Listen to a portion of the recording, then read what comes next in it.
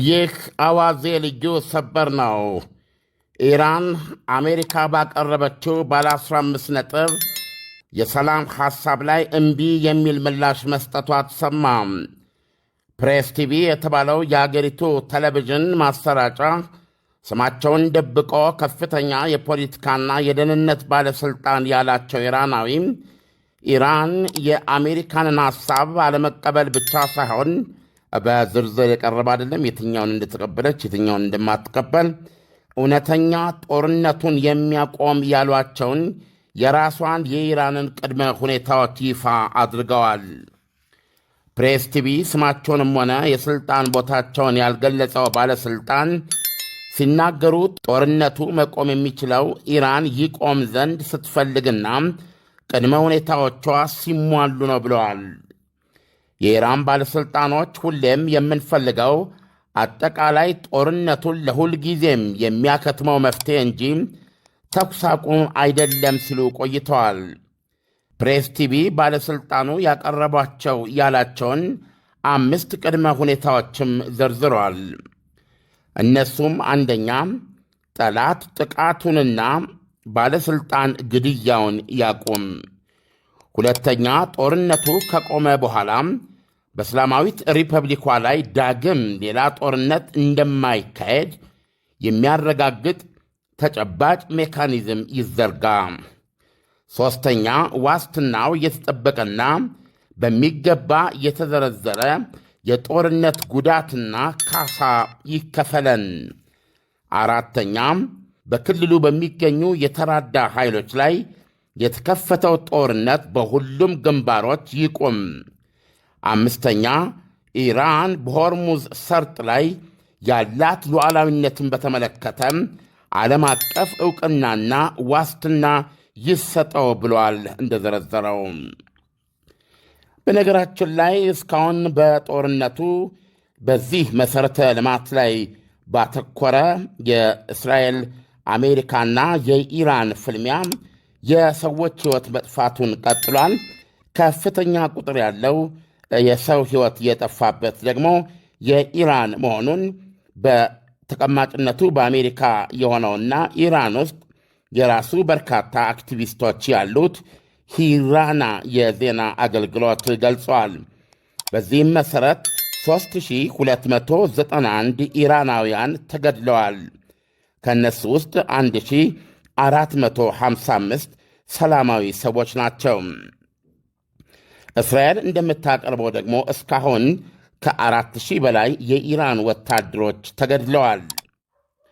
በሊባኖስ 1072 የተገደሉ ሲሆን ኢራቅ ውስጥ ደግሞ 81 ተገድለዋል። እስራኤል በኢራን ያላቋረጠም እሩምታና እንደዚሁም ሄዝቦላ በደቡባዊ ሊባኖስ የወታደር ብረት ለበስ መኪና ላይ በተኮሰው ጸረ ታንክ ሚሳኤል አማካኝነት 2 የእስራኤል ወታደሮች የተገደሉ 2 የእስራኤል ወታደሮችን ጨምሮ በጠቅላላው 18 እስራኤላውያን ተገድለዋል። በዝርዝሩ በሰላጤው አገሮች ውስጥ ስንገባ ብዙ ሰው የተገደለባት ኢራቅ ስትሆን ከዛ በተረፈ በኳታር፣ በተባበሩት አረብ ኤሚሬት እንዲሁም በሳውዲ አረቢያ ላይ የተለያየ መጠን ያለው የሰው ሕይወት ጠፍቷል። ይህ በእንዲህ እንዳለ የትራምፕ አስተዳደር ከጦርነቱ መውጫ ለመፈለግ በዚህ ሳምንት መጨረሻ ቅዳሜና እሁድ በሁለቱ ወይም በአንዱ ፓኪስታን ውስጥ ከኢራን ባለሥልጣኖች ጋር እንደሚወያዩም ምንጮችን ጠቅሶ ሲኤንኤን ገልጿል። ይሁንና እየተረጋገጠ አይደለም። ኢራን ከቀረቡላት 15 ነጥቦች የትኛውን እና ምን ያህሉን እንደተቀበለችና እንዳልተቀበለችም አይታወቅም። ሁለቱ የትራምፕ አስተዳደር ምንጮች ለሲኤንኤን እንደነገሩት አሜሪካ የሰላም ሐሳቦቹን ለኢራን ያቀረበችው በፓኪስታን በኩል ነው። ቀጣዩ ውይይታቸው ወይ በፓኪስታን አሊያም በቱርክ ሊካሄድ እንደሚችል የተገለጸ ቢሆንም እርግጠኛነት የለውም። በኢራን በኩል የሚደራድረውን ወገን ወደ እነዚህ ሀገሮች የማምጣት ሂደት ይጠይቃል። ይሄ ገና አልተረጋገጠም። ኢራን አሜሪካ ከራሷ ጋር እየተደራደረች ነው ስትል መሳለቋ አይዘነጋም። በተያያዘ ዜና ኢራን የተኩስ አቁም እንደማትቀበልና ከአሜሪካ ጋር ድርድር ውስጥ መግባት ሎጂካል ነው ብላ እንደማታስብ ፋርስ የተባለው ከፊል ኦፊሴላዊ የኢራን ዜና አገልግሎት አስታውቋል። ዜና አገልግሎቱ የሚያውቁ ያላቸውን ምንጭ ጠቅሶ ሲዘግም ኢራን ተኩስ አቁሙን አትቀበልም፣ ስምምነቶችን ከጣሱት ጋር እንደዚህ ያለ ሂደት ውስጥ መግባት ሎጂካል አይደለም ብለዋል። ዳንኤል እንደሰማኸው ነው። በዚህ በኩል ኢራን በይፋ አመነችም አላመነችም ይህን ጦርነት ለማቆም የሚደረጉ መሯሯጦች አሉ። በተለይም አሁን እንግዲህ ፓኪስታን ወይም ቱርክ ላይ እንደሚደረግ የሚጠበቀው የቅዳሜ ወይ የእሁዱ በጣም ቁልፍ ነው። ከወዲሁ አሜሪካ ባለ 15 ነጥቡን የሰላም ሐሳብ አቅርባለች። ይህንንም እኛ በዚህ በአዋዜ ልዩ በአዋዜ ዋናውም ላይ ልናየው ሞክረናል።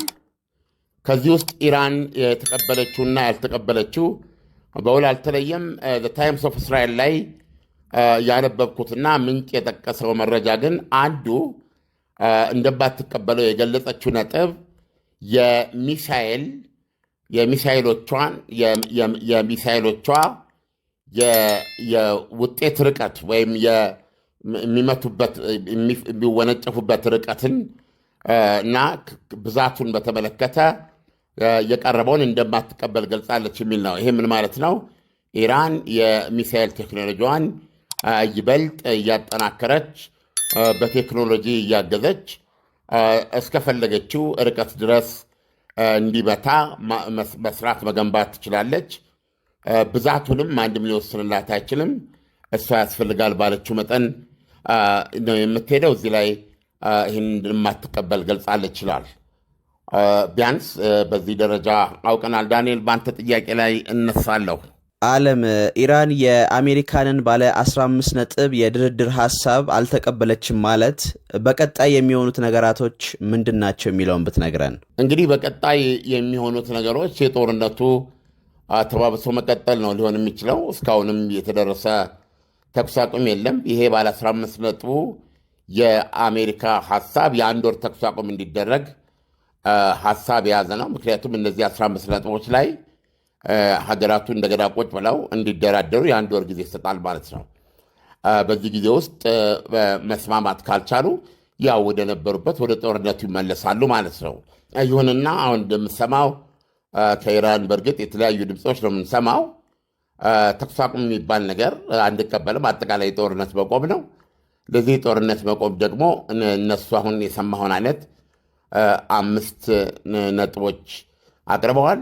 እነዚህ 5 ነጥቦች ደግሞ ከቀረበላቸው ውስጥ የሚቀበሉትና የማይቀበሉት፣ ለምሳሌ እስራኤልም ሆነች አሜሪካ ወደ ጦርነት የገቡባቸው 3 ምክንያቶች አሉ። እነሱን የማይቀበሉ ከሆነ የጦርነቱ ምክንያት አሁንም ቀጥሏል ማለት ስለሚሆን በዝርዝር ያወቅነው ነገር የለም።